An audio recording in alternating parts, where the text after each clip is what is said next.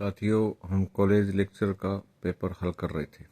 101वां question है, निम्नलिखित में से कौन वैज्ञानिक प्रबंध आंदोलन से संबंधित नहीं है। इसमें नहीं पूछा है तो इसका जवाब है जेडी टर्नर। देखिए, वैज्ञानिक प्रबंध आंदोलन के जनक थे एफ.डब्ल्यू. टेलर, और टेलर के सहयोगी रहे सी.जी. Barth, HK. हाथवे और एम.एल. कुक। ये तीनों वैज्ञानिक प्रबंध आंदोलन से संबंधित है। इसमें वही नाम एक है जेडी टर्नर जो इससे संबंधित नहीं है। फिर 102वां क्वेश्चन है, सूत्र और मंत्रणा यानी staff and line and staff की जो पहचान सत्ता संबंधों से है, न कि विभागीय गतिविधियों से। ये कथन किसका है? ये कथन है मित्रों कुंज और डोनेल का। पब्लिक एड का एक इंपॉर्टेंट थिंकर है कुंज और डोनेल। उन्होंने ये कहा था कि इनकी पहचान पावर से होती है, न कि विभाग में काम करने से। ये कथन कुंज और डोनेल का है। लोक प्रशासन का एक महत्वपूर्ण चर्चा का बिंदु है, विषय है लाइन एंड स्टाफ। मित्रों, लाइन होता है डायरेक्टरेट या निचले स्तर के कार्यालय लाइन में आते हैं, और ऊपर जो सचिवालय वगैरह जो नीति निर्माण का काम करते हैं वो है स्टाफ में। फिर 103वां क्वेश्चन है, निम्नलिखित में से मानव संबंध उपागम का समर्थक कौन नहीं है। इसमें इसका उत्तर है फ्रेडरिक्स मानव संबंध उपागम से संबंध नहीं रखते हैं, ये विकास प्रशासन से संबंधित हैं। वारेन बेनिस, रेंसिस लिंकर्ट की जो नेतृत्व शैलियां हैं वो ज़्यादा मानव संबंधों पर केंद्रित हैं। क्रिस आर्ग्रिस की जो लीडरशिप की थ्योरी है वो भी मानव संबंधों के इर्द गिर्द घूमती है। तो मित्रों, वारेन बेनिस, रेंसिस लिंकर्ट और क्रिस आर्ग्रिस ये तीनों मानव संबंध उपागम के समर्थक हैं। और मानव संबंध उपागम वैसे एल्टन मेयो से संबंधित हैं, लेकिन कुछ ये विचारक उनका समर्थन करते हैं। फ्रेडरिक्स समर्थकों में नहीं है। 104वां क्वेश्चन है, एफ.डब्ल्यू. टेलर यानी फ्रेडरिक विंस्लो टेलर के वैज्ञानिक प्रबंध सिद्धांत का विश्वास क्या है। तो इसका सही है कि प्रत्येक कार्य तथा गतिविधि को परमापी करने यानी एक स्टैंडर्ड सर्वांगीण विकास को करने से प्रत्येक कार्य आगे बढ़ता है। यानी इसने प्रमाप शब्द काम में लिया है कि हर जगह जो काम करें वो एकदम फिक्स माप के आधार पे होना चाहिए। ये वैज्ञानिक प्रबंध की एक महत्वपूर्ण विशेषता है। वैज्ञानिक प्रबंध में कर्मचारियों को उसने 8 कैटेगरी में बांटा है टेलर ने। कितने में? 8 में। फिर हम बात करते हैं 105वां क्वेश्चन, ये किताब पूछी है, इसका राइटर पूछा गया है। पेपर्स इन कंपैरेटिव पब्लिक एडमिनिस्ट्रेशन नामक पुस्तक के लेखक कौन हैं। तो मित्रों, इसका जवाब है फेरल हेडी और सिबिल स्टोक्स। यानी तुलनात्मक लोक प्रशासन के ऊपर पेपर्स लिखे गए हैं, उस किताब का लेखक कौन है? फेरल हेडी और सिबिल स्टोक्स। 106वां क्वेश्चन है, निम्नलिखित में से कौन फ्रंटियर्स ऑफ डेवलपमेंट एडमिनिस्ट्रेशन यानी विकास प्रशासन के सीमांत के ऊपर पुस्तक किसने लिखी है। तो ये है एफ.डब्ल्यू. रिक्स। मित्रों, यदि आप अनुमान से जवाब दें और कहीं विकास प्रशासन की बात आए, आपको फिक्स यदि ध्यान है किसी विचारक का, तब आप उसका करें, अन्यथा इसका संभावित जवाब विकास प्रशासन में फ्रेड.डब्ल्यू. रिक्स ही होगा। फिर 107वां क्वेश्चन है, निम्नलिखित में से कौन सा एक शून्य आधारित बजट निर्माण का कार्य है। तो मित्रों, जीरो बेस बजटिंग, जिसके जन्मदाता पीटर ए पायर थे, अमेरिका में इसका जन्म हुआ शून्य बजट का। तो शून्य बजट की मेन बात है कि इसमें पिछला सभी कुछ छोड़ दिया जाता है तथा नए सिरे से बजट का आवंटन होता है। जो परंपरागत बजट है, जिसको हम लाइन आइटम बजट कहते हैं, उसमें क्या होता है कि जैसे मान लीजिए कि शिक्षा विभाग को पिछले साल 1 लाख रुपए दिए गए, पुलिस को 2 लाख दिए गए, चिकित्सा को 3 लाख दिए गए। अब आगामी जब हम बजट आवंटित करते हैं तब पिछला देखते हैं कि पिछली बार इसको 1 लाख दिए गए तो इसकी आवश्यकता जरूर बढ़ गई, तो इसको 1,10,000 दिया जाए, 2 वाले को 2,20,000 दिया जाए। इस प्रकार का बजट होता है, लाइन आइटम बजट होता है। वो पिछले का मूल्यांकन नहीं करता कभी भी कि पिछली बार हमने दिया उसका यूटिलाइजेशन यानी सदुपयोग हुआ या नहीं, या बजट यूं ही लैप्स हुआ या उसका कितना हिस्सा लैप्स हुआ। लेकिन ये जो शून्य आधारित बजट है, इसमें पिछले आवंटन को शून्य मानते हुए वर्तमान आवश्यकता को देखते हुए बजट आवंटन किया जाता है। यह एक नई अवधारणा है। अब शून्य आधारित बजट और परफॉर्मेंस बजट इनमें भी अंतर है। देखिए 3 प्रकार के बजट हो गए। लाइन आइटम बजट जो परंपरागत है, एक हो गया शून्य आधारित बजट, और एक हो गया परफॉर्मेंस बजट या निष्पादन बजट। निष्पादन बजट या परफॉर्मेंस बजट में क्या होता है कि पिछले साल का निष्पादन देखा जाता है कि हमने इस विभाग को 100 रुपये दिए, लेकिन उनका सदुपयोग क्या हुआ, उस परफॉर्मेंस को देखते हुए बजट का आवंटन होता है। जबकि शून्य आधारित बजट में यह माना जाता है कि पीछे हमने मान लीजिए इसको कुछ दिया ही नहीं है, वर्तमान में इसकी क्या आवश्यकता है। तो दोनों में थोड़ा सा अंतर है। फिर 108वां क्वेश्चन है कि कौन सा एक पर्यवेक्षण का प्रकार नहीं है। मित्रों, सुपरविजन शब्द है, इंस्पेक्शन नहीं है। सुपरविजन का कौन सा प्रकार नहीं है, तो ये इसका जवाब है तत्काल और देरी से। यानी सूत्र पर्यवेक्षक होते हैं, कार्यात्मक पर्यवेक्षक होते हैं जो काम से संबंधित होते हैं। एकल यानी एक व्यक्ति का पर्यवेक्षक भी हो सकता है, कई व्यक्ति भी हो सकते हैं जिसको बहुल कहते हैं। मूल पर्यवेक्षक भी होते हैं, तकनीकी को देखने वाले भी पर्यवेक्षक होते हैं। तो इसमें तत्काल और देरी वाला उत्तर सही होगा। ये पर्यवेक्षण का प्रकार नहीं है। 109वां क्वेश्चन है संघ तथा राज्यों से के लेखों की लेखा परीक्षा किसके विषय के अधीन है। तो ये मित्रों संघ सूची में है। नियंत्रक और महालेखा परीक्षक राज्यों से संबंधित भी जांचें करता है और संघ की जांच भी करता है, तो ये संघ सूची में आता है। फिर हम 110वां क्वेश्चन ले रहे हैं, वो है निम्नलिखित में से कौन सा एक नीति निर्माण की प्रक्रिया में प्रत्यक्ष रूप से संबंध नहीं है। तो मित्रों, शासकीय निदेशालय यानी निदेशालय का काम नीति को लागू करना है। ये एक लाइन अभिकरण है, ये नीति बनाता नहीं। जैसे शिक्षा विभाग का निदेशालय बीकानेर में है, तो नीति बनाने से इसका कोई संबंध नहीं है। शिक्षा सचिवालय जयपुर में है, शिक्षा मंत्री जयपुर में बैठते हैं, वहीं से नीति या नियम बनते हैं, उनका क्रियान्वयन निदेशालय करता है। एक उदाहरण से हम क्लियर कर रहे हैं इसको। मंत्रिमंडल सचिवालय, सचिवालय शब्द जहां भी आए वो नीति निर्माण से संबंधित होता है और एक स्टाफ अभिकरण है। तो मंत्रिमंडल सचिवालय, केंद्रीय सचिवालय, प्रधानमंत्री कार्यालय, ये सभी नीति निर्माण से संबंधित हैं कि आगामी नीतियां कैसी हों, जबकि क्रियान्वयन करने वाले होते हैं निदेशालय। 111वां क्वेश्चन है निम्नलिखित में से कौन सा एक मूलतः नीति क्रियान्वयन की प्रक्रिया से संबंधित है। देखिए, एक ही क्वेश्चन को थोड़ा घुमा के दूसरी बार पूछ लिया। तो मुख्यमंत्री नीति बनाते हैं, राज्य मंत्रिमंडल का सचिवालय भी नीति बनाता है। ऊपर वाला केंद्र से पूछ लिया, नीचे वाला राज्य से। राज्य सचिवालय भी नीति बनाता है। इसमें राज्य निदेशालय है, ये नीति का क्रियान्वयन करते हैं। अब राज्य निदेशालय सारे जयपुर में नहीं है। बार बार चर्चा कर रहे हैं कि प्राथमिक शिक्षा का निदेशालय बीकानेर में है, माध्यमिक शिक्षा का निदेशालय बीकानेर में है, आबकारी विभाग का निदेशालय उदयपुर में है, आयुर्वेद विभाग का डायरेक्टर अजमेर में बैठता है। तो ये आज़ादी के समय विभिन्न रियासतों को संतुष्ट करने के लिए ये इन डिपार्टमेंट्स को अलग अलग जगह दिया गया था। हालांकि ज़्यादातर 70% जो निदेशालय हैं वो जयपुर में ही हैं, लेकिन कुछ एक निदेशालय जयपुर से बाहर भी हैं। 112वां क्वेश्चन है एक सामाजिक अनुसंधान मुख्यतः निर्भर करता है, यह किस पर करता है, समस्या की प्रकृति पर, यानी किस प्रकार की समस्या है उस पर ही रिसर्च, अनुसंधान का अर्थ होता है रिसर्च। ये मित्रों साइकोलॉजी के क्वेश्चन हैं, 20 क्वेश्चन आए हुए हैं, आगे भी 20 आएंगे। तो समस्या की प्रकृति पर निर्भर करता है। 113वां क्वेश्चन है निम्नलिखित में से कौन सी एक FW रिक्स के द्वारा वर्णित प्रिज्मीय समाज की विशेषता नहीं है। तो मित्रों, प्रिज्मेटिक सोसाइटी में विषम जातीयता पाई जाती है, उसमें बहुत ज़्यादा औपचारिकताएं होती है, नियमों पर बल दिया जाता है और ओवरलैपिंग भी होती है। यानी समाज में गरीबी, अमीरी, मध्यम वर्ग, ये सभी प्रकार की कैटेगरी पाई जाती हैं। विसंस्कृतिकरण भी बहुत होता है, तो इसमें निरंतरता नहीं पाई जाती। प्रिज्मीय समाज मतलब आप ये मानिए कि पिछड़े और विकसित के बीच का है, यानी हम विकासशील सोसाइटी कह सकते हैं। भारत और चीन इसके श्रेष्ठ उदाहरण हैं प्रिज्मेटिक समाज के। तो ये शब्द काम में किसने लिया है, फ्रेडरिक्स का दिया हुआ शब्द है प्रिज्मेटिक सोसाइटी।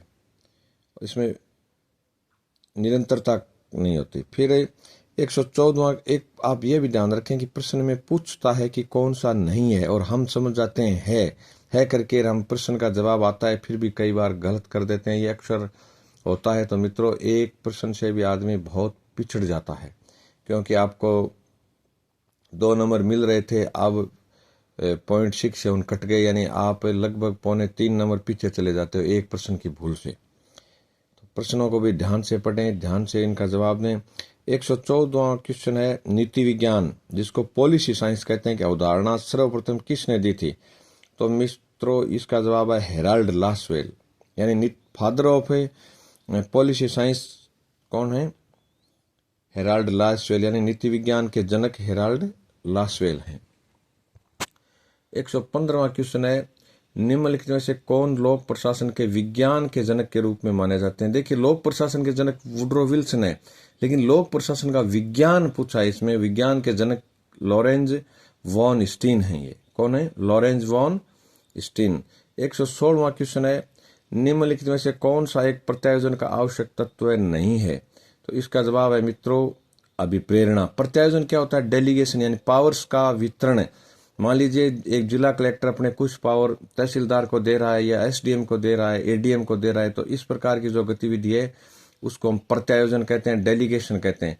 डेलीगेशन में अंतिम या लास्ट पावर या उत्तरदायित्व ये तो रहता है देने वाले व्यक्ति का, यानी कलेक्टर दे रहा है तो उसी का रहेगा, लेकिन नीचे काम करने वाला व्यक्ति को क्या क्या दिया जाता है? एक तो सत्ता भी दी जाती है, उत्तरदायित्व है, कार्य, ये चीजें तो इसमें प्रत्यायोजन से के तत्व होते हैं, लेकिन अभिप्रेरणा इसका आवश्यक तत्व नहीं है। तो इनको आप थोड़ा सा ध्यान से पढ़ें कि प्रत्यायोजन सत्ता का किया जाता है, उत्तरदायित्व का भी हो सकता है, कार्य भी प्रत्यायोजित होते हैं, अभिप्रेरणा नहीं होती। 117वां क्वेश्चन है फ्रेड डब्ल्यू रिक्स का नृजातीय राष्ट्रीयतावाद, यानी ये विभिन्न जातियों में जो राष्ट्रवाद की भावना है अलग अलग, उससे संबंधित क्वेश्चन है। ये मानता है कि अनेकता ही नृजातीयता का मूल कारण है। नृ का अर्थ होता है मित्रों मानव। नृ का अर्थ क्या होता है? मानव। संस्कृत का शब्द है नृ। तो अनेकता ही इस नृजातीयता का मूल कारण है। यदि अनेकता समाज में नहीं होगी तो किसी भी व्यक्ति में नृजातीयता की भावना या अपनी जाति की भावना नहीं आएगी। 118वां क्वेश्चन है रिग्स का संपार्श्विक शाला मॉडल। ये देखिए, प्रिज्मेटिक सोसाइटी पे दूसरा क्वेश्चन पूछा है। उसने संपार्श्विक समाज का जो प्रशासनिक मॉडल दिया था मित्रों, उसका नाम है शाला, SALA, शाला। तो ये विकासशील देशों से संबंधित है। जितना भी अध्ययन है फ्रेडरिक्स का वो विकासशील देशों का ही है, ये ध्यान रखना। फिर 119वां क्वेश्चन आता है निम्नलिखित में से कौन सी एक तुलना लोक प्रशासन की प्रवृत्ति नहीं रही है? तो ये लोक प्रशासन की है कि संयोजित से संपार्श्वीय की ओर नहीं बढ़ रहा है, ये संपार्श्वीय से उधर जा रहा है, लेकिन संयोजित से संपार्श्वीय नहीं है। ये उत्तर इसका सही है तुलनात्मक लोक प्रशासन में। और मित्रों, तुलनात्मक लोक प्रशासन के वर्तमान में इसके सबसे प्राचीन जनक तो अरस्तु को मानेंगे, और यदि वर्तमान मॉडर्न फादर माना जाए तो वो है फ्रेड रिग्स। 120वां क्वेश्चन है इसमें निम्नलिखित में से कौन सा एक सकारात्मक भर्ती का सही अर्थ है? मित्रों, सकारात्मक भर्ती का अर्थ होता है कि योग्य लोगों का चुनाव, और नकारात्मक भर्ती का अर्थ होता है कि किसी भी पद पर अयोग्य व्यक्तियों को आने से रोकना। देखिए, दोनों शब्द सकारात्मक और नकारात्मक है। ये नकारात्मक ये कहता है कि धूर्त लोग, भ्रष्ट लोग, अयोग्य लोग सरकारी पदों पर नहीं आए, और सकारात्मक भर्ती यह कहती है कि योग्यतम व्यक्ति ही पद पर आए। ये दोनों पॉजिटिव और नेगेटिव अर्थ है इनके। फिर एक क्वेश्चन आया है 121वां की भारतीय प्रशासनिक सेवा परीक्षा के लिए साक्षात्कार कितना अंकों का होता है? तो ये मित्रों 275 अंक का। नया जो सिस्टम लागू हुआ है ना, इसमें 275 अंक का।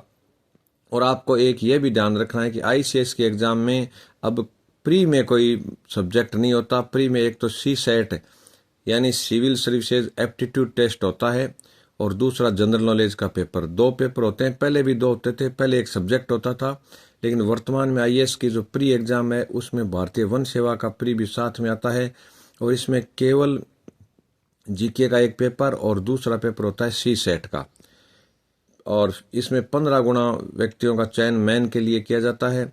मेन एग्जाम में पहले 2 सब्जेक्ट होते थे, वर्तमान में अभी एक ही सब्जेक्ट होता है। आपको 2 सब्जेक्ट नहीं लेने होते हैं, बाकी जीके बेस्ड पेपर होते हैं, हिंदी इंग्लिश भी होती है। तो ये आप आईएएस का, आरएएस एग्जाम का ये पैटर्न भी पूरा हमारे ध्यान में रहना चाहिए, ये हमारे कोर्स में है। फिर 122वां क्वेश्चन है कि एफडब्ल्यू रिक्स के अनुसार निम्नलिखित में से किस समाज में बाजार और संघर्ष परस्पर अंतःक्रिया करते रहते हैं और मूल्य अनिश्चितता की स्थिति उत्पन्न करते हैं? ये संपार्श्विक समाज है। देखो 3 क्वेश्चन पूछ लिए हैं अभी तक इस एक ही पेपर में प्रिज्मेटिक सोसाइटी के बारे में। फिर एक शब्द है 123वें में हायरार्कियोलॉजी शब्द किसके द्वारा दिया गया है? तो मित्रों इसका जवाब है एल.जे. पीटर। हायरार्कियोलॉजी यानी उच्च पदक्रम वाला है कि इसका जो शब्द है ये एल.जे. पीटर और रेमंड हल ने दिया है। इसमें फेवल गलत लिखा हुआ है, तो इसका जवाब है पीटर और रेमंड हल। फिर हम 124वां क्वेश्चन करेंगे। विकास, ये एक कथन है किसी वैज्ञानिक का कि विकास प्रशासन मुख्यतः 4 पी। देखिए एक तो लूथर गुलिक वाली पी, 4 पी अलग हैं, इसमें 4 पी किस से संबंधित है विकास प्रशासन में? ये नीतियां मतलब पॉलिसी, योजनाएं, इसको अंग्रेजी में कहते हैं प्लान, कार्यक्रम को कहते हैं प्रोग्राम, और परियोजनाओं का निर्माण और क्रियान्वयन के कार्यों तथा विकास प्रक्रियाओं, निर्माण का अर्थ हो गया प्रोडक्शन। तो ये 4 क्रियाएं होगी ना। ये विचार किसके द्वारा दिया गया है? तो मित्रों इसका जवाब है डोनाल्ड सी स्टोन ने। 4 पी यानी विकास प्रशासन के 4 पी किसने दिए? डोनाल्ड सी स्टोन ने। अब हम 125वां क्वेश्चन कर रहे हैं। निम्नलिखित में से कौन अमेरिकी मानववाद के जनक माने जाते हैं? तो मित्रों अब्राहम मास्लो। कौन अमेरिकी मानववाद के जनक? Abraham Maslow. 126वां क्वेश्चन है सामान्य शब्दों में भूमंडलीकरण, इसका अंग्रेजी शब्द पकड़ो आप, ग्लोबलाइजेशन। क्या है ग्लोबलाइजेशन या वैश्वीकरण का क्या अर्थ है? कि किसी भी देश की अर्थव्यवस्था को विश्व की अर्थव्यवस्था के साथ एकीकृत करना। भारत में हमने ग्लोबलाइजेशन की अवधारणा कब से शुरू की है? 1991 से। एक बार पुनः मैं बता रहा हूं कि नरसिंह राव भारत में अर्थव्यवस्था के, ग्लोबलाइजेशन के, वैश्वीकरण के, आर्थिक उदारीकरण के, इन शब्दों के जनक हैं और मनमोहन सिंह उस समय भारत के वित्त मंत्री थे। 127वां क्वेश्चन है निम्नलिखित में से कौन सी एक विधि कार्यगत प्रशिक्षण की विधि नहीं है? मित्रों कार्यगत प्रशिक्षण होता है कि किसी स्थान पर कार्य करवाते हुए प्रशिक्षण दिया जाता है। शिक्षुता, ये अप्रेंटिसशिप होता है, ये ITI वगैरह में होता है, ये भी काम पे किया जाता है। मेडिकल डॉक्टर्स के लिए इंटर्नशिप होती है, वो भी इसी में आता है।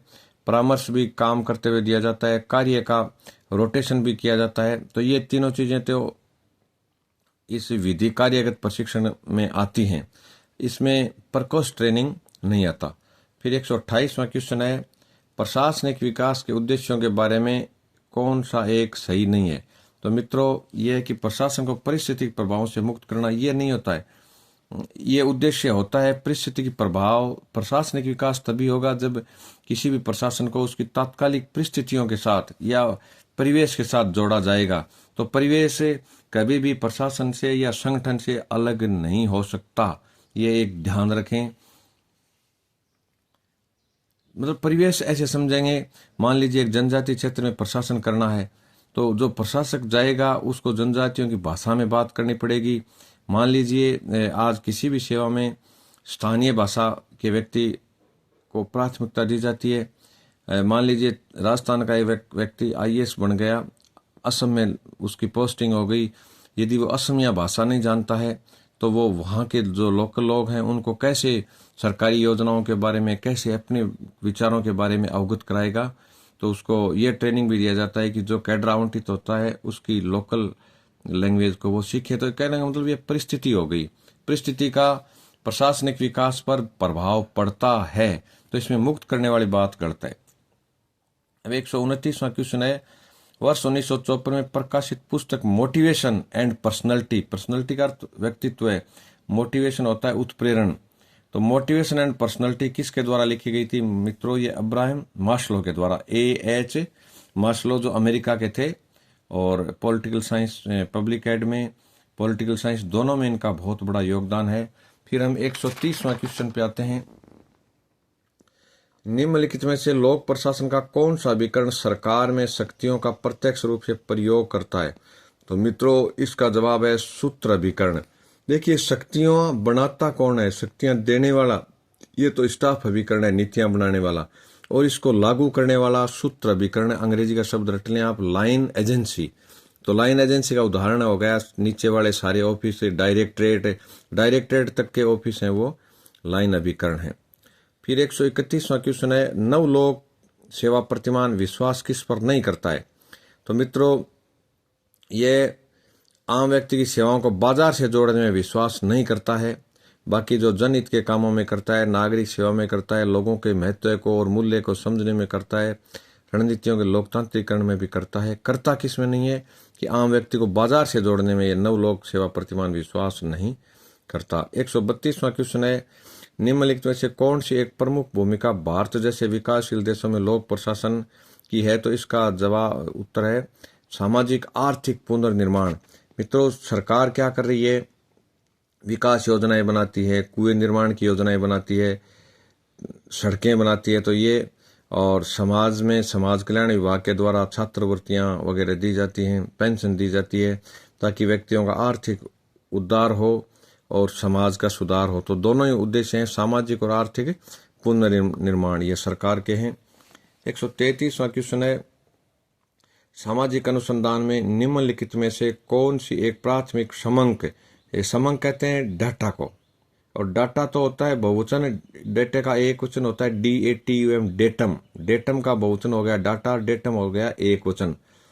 तो सामाजिक अनुसंधान में निम्नलिखित में से कौन सी एक प्राथमिक समंक एकत्र करने की विधि है? तो मित्रों, अनुसूची है।